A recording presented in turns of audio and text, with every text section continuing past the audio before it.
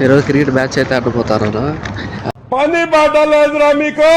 నడుచుకుంటూ అయితే గ్రౌండ్లోకి తెలిపిన నేనే అందరికన్నా లాస్ట్కి వచ్చా. ఇంకా మన వాళ్ళు అయితే టాస్ అన్నీ ఎయిట్ చేసేసుకున్నారు. నేను పోయే లోపల మనది బ్యాటింగ్ అయితే వచ్చేసింది. ఇంకా మా అన్న నవీన్ అయితే చూస్తా ఉన్నారు మ్యాచ్ని. చూసుకో, ఫస్ట్ బాల్ అయితే 6 అయితే కొట్టేస్తా.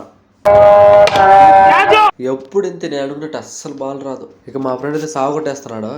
ఈ బాల్ ఎట్ట తిరిగినా నేను ఖచ్చితంగా 6 కొట్టాలి.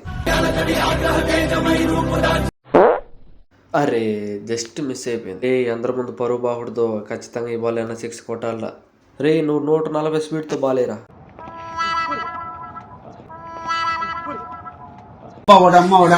ఈ బాల్ కానీ నేను 6 కానీ కొట్టకపోతే గ్రౌండ్ నుంచి వెళ్ళిపోతాము.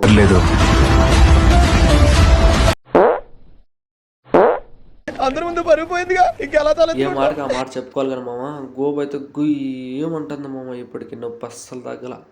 బౌలింగ్ నాకు ఇవ్వండి అంటే లాస్ట్కి అయితే నాకు బౌలింగ్ ఇచ్చేసారు. ఇంకా చూసుకో మన పర్ఫార్మెన్స్. క్రికెట్ ఆడేటప్పుడు ఎవరైనా కానీ జాగ్రత్తగా ఉండండి. ఎందుకంటే మనం కోవిడ్కి వచ్చింది సంపాదించుకోవడానికి. మనం ఏమంటే ఉండలేక.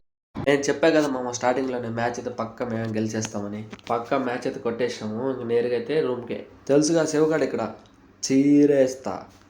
క్రికెట్లో ఎన్ని దెబ్బలు తగిలే కానీ మళ్ళీ పొద్దున్న లెగిస్తానే బ్యాట్ ఎత్తుకో పరిగెత్తుకుంటూ వెళ్తా గ్రౌండ్లోకి. ఈ వీడియో మీకు నచ్చుంటే సబ్స్క్రైబ్ చేసుకోండి, అలాగే లైక్ కూడా కొట్టండి.